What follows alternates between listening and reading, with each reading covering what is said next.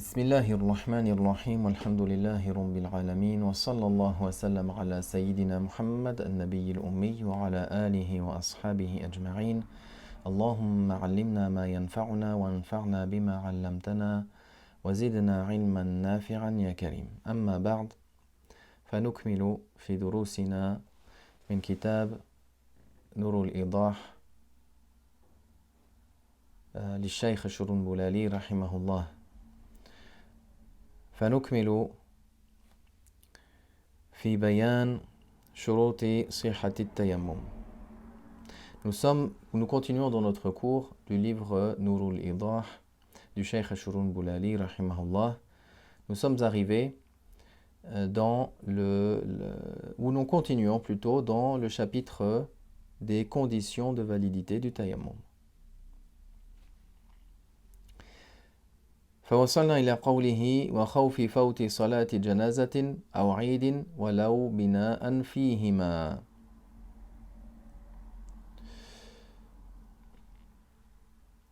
Il dit le fait de craindre de manquer la prière de l'janaza, ou la crainte de manquer la prière du Eid, que ce soit Eid al-Fitr, que ce soit Eid al-Adha. Donc là, même si la personne, il est dans la capacité de faire le wudu, il a l'eau pour faire le wudu, mais le fait de faire le wudu, il va manquer la jama'a. Alors il fait le tayammum et il prie. Pourquoi? Parce que selon l'école de l'imam Abu Hanifa, la prière des deux Eid, la prière des deux fêtes, la prière de janaza, la prière funéraire, elle n'est pas rattrapée. On ne la rattrape pas. Si elle a été accomplie, c'est fini. Après, il y a des conditions où il y a des détails par rapport à la prière de janaza. Si c'est le wali de celui qui est décédé. Là, il y a une exception. Il y a des détails. Mais concernant à la base la janaza, la prière de funéraire ou la prière des deux Eid, elle n'est pas rattrapée. Donc la personne qui a voulu faire le wudu ou qui veut faire le wudu mais qui craint qu'en faisant le wudu, il va manquer la prière, alors il ne fait pas le wudu et il fait le tayammum et il prie en groupe.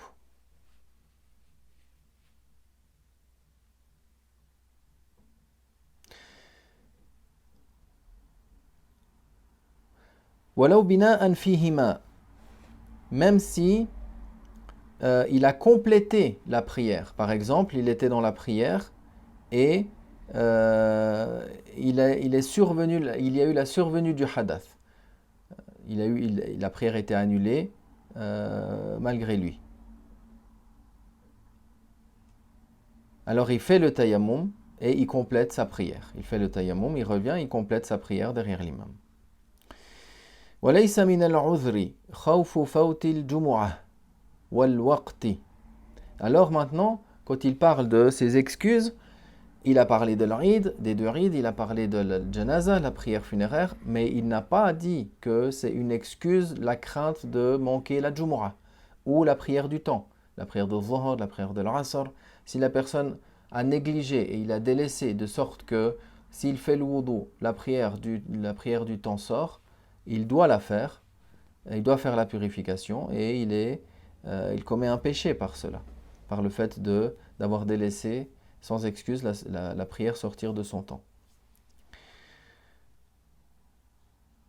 La même chose pour la Jumu'ah, pour la prière du vendredi. Parce que cela soit la Jumu'ah, elle a un substitut. Et il y a un badal, un substitut à la prière de Jumu'ah. C'est quoi? C'est de faire le Dhuhr. Et pour le Dhuhr, si la personne a manqué de faire le Dhuhr dans son temps, quel est son badal, quel est son substitut? C'est le qada de ce Dhuhr. Tandis qu'on a dit la janaza et les deux Eid ne se rattrapent pas. Donc pour cela, il y a cette situation-là où on fait le tayammum, dans le cas où on craint de ne pas pouvoir accomplir la prière de janaza ou des deux Eid en groupe.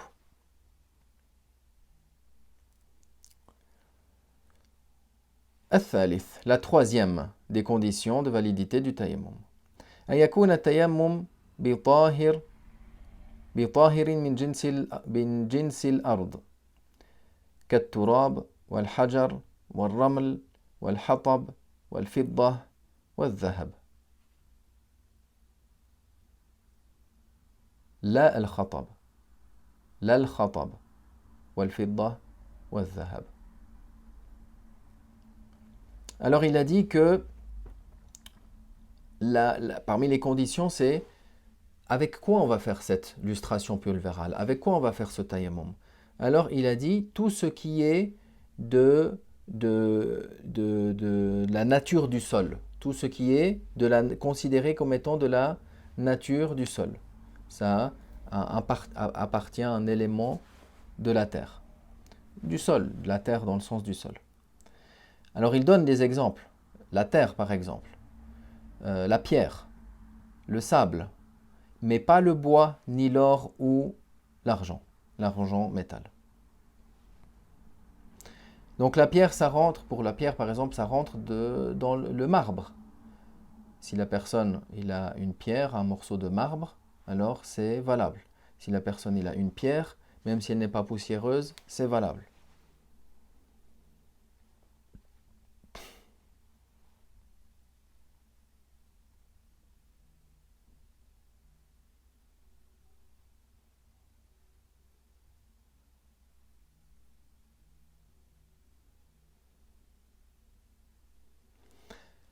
Le bois, l'or et l'argent métal ne sont pas en soi de quelque chose qui provient de la nature du sol. C'est extrait du sol, mais ce n'est pas quelque chose qui est de la nature du sol. Et il y a aussi une règle qui définit qu'est-ce qu'on peut utiliser pour faire le tayammum ou pas. C'est que si cette chose-là, elle est exposée au feu, elle est brûlée, si elle devient des cendres, comme par exemple le bois, alors ce n'est pas valable. Ou si elle devient malléable, elle fond, elle devient malléable, comme l'argent ou comme le fer ou comme l'or, alors également ce n'est pas valable.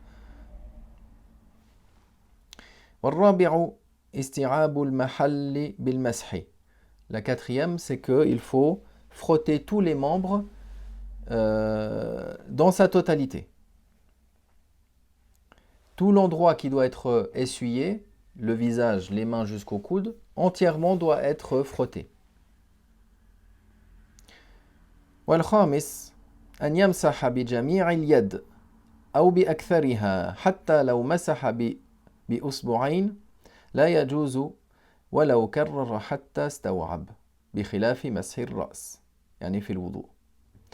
La cinquième des conditions, le fait de frotter la totalité, avec la totalité de la main ou la majeure partie de la main. Si la personne il essuie le visage avec la terre, avec la totalité de la main ou la plupart de la main.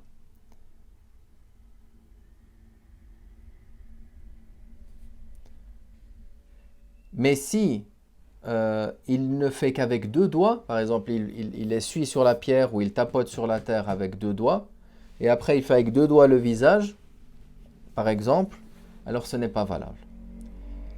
Même s'il a fait cela de sorte à passer partout, à frotter sur l'entière partie. On utilise la plupart de la main ou la totalité de la main. Contrairement à l'humectage de la tête.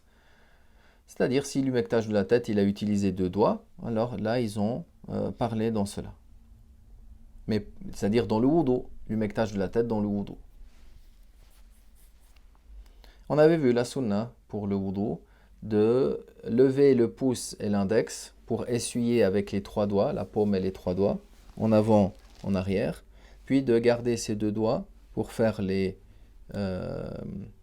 l'intérieur des oreilles, les pouces pour l'extérieur, et ensuite on humecte avec le dos, la nuque. Même si Shrun Boulali, par exemple, il a dit d'utiliser les petits doigts pour faire les oreilles. Mais il y a plusieurs paroles à ce sujet. والسادس أن يكون بضربتين بباطن الكفين ولو في مكان واحد. La sixième des conditions, c'est tapoter deux fois la terre, ou tapoter par deux fois, que ce soit la terre ou la pierre. La personne prend, même si elle prend au même endroit. Elle peut prendre plusieurs fois au même endroit. Ça ne veut pas dire qu'il va réutiliser la terre qui se trouve dans cet endroit-là. Non, parce qu'il va prendre une partie. Ce qui reste, toujours, il peut l'utiliser. Et que ce soit par deux tapotements.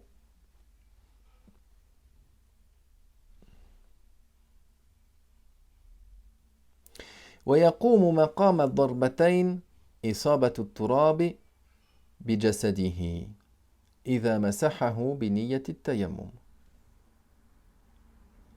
Alors il dit maintenant que si, ou plutôt ce qu'il veut dire ici, c'est quelque chose qui remplace, qui a le même jugement, qui prend le même jugement que de tapoter la terre, comme si la terre ou la poussière, elle est venue par le vent, par exemple, sur son visage.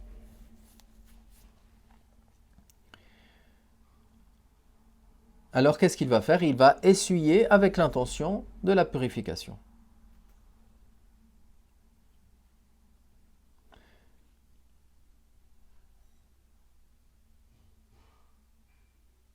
C'est-à-dire l'intention de la purification. Ici, il a dit niyati tayammum avec les détails, les détails de l'intention pour le tayammum qu'on a vu précédemment.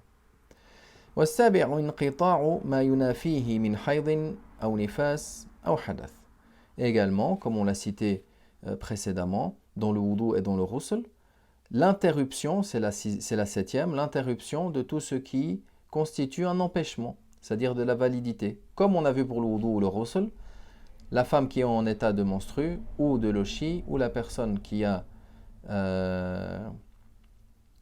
ou en état de ou tout ce qui rompt l'ablution, alors il faut que cet état-là soit arrêté. Tant que la femme elle est menstruée, elle ne peut pas faire le wudu, donc non plus elle ne peut pas faire le tayammum.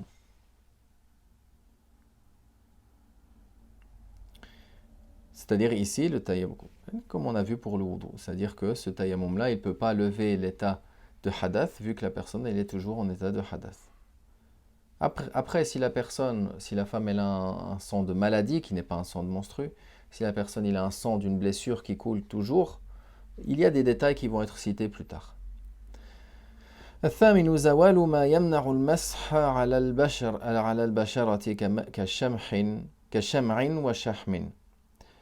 Également, la huitième donc des conditions, c'est avoir enlevé tout empêchement qui empêcherait le fait de essuyer la peau, c'est-à-dire qui empêcherait le contact de ce que l'on essuie, comme si c'était de la graisse ou de la cire.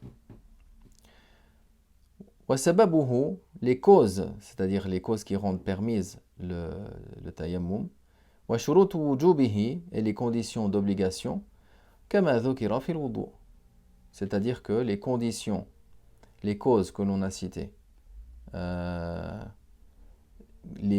le chapitre du wudu, les conditions d'obligation pour le tayammum sont les mêmes que ce qui a été cité dans le chapitre du wudu. وَرُكْنَاهُ مَسْحُ الْيَدَيْنِ وَالْوَجْهِ. Les deux piliers, ce sont les deux piliers du tayammum, c'est le fait d'essuyer, le fait de frotter plutôt les deux mains et le visage. Bien sûr, on le verra que c'est recommandé de commencer par le visage et ensuite de faire les mains. Comment la personne va faire? Alors elle va tapoter la terre ou bien elle va frotter sur la pierre. Ensuite, elle va essuyer les mêmes parties du visage que pour le wudu. Il va essuyer les mêmes parties. Même si la barbe elle est fine, elle va essuyer juste la partie extérieure. Il fait attention aux parties des coins du nez. Il fait attention à la partie sous le nez.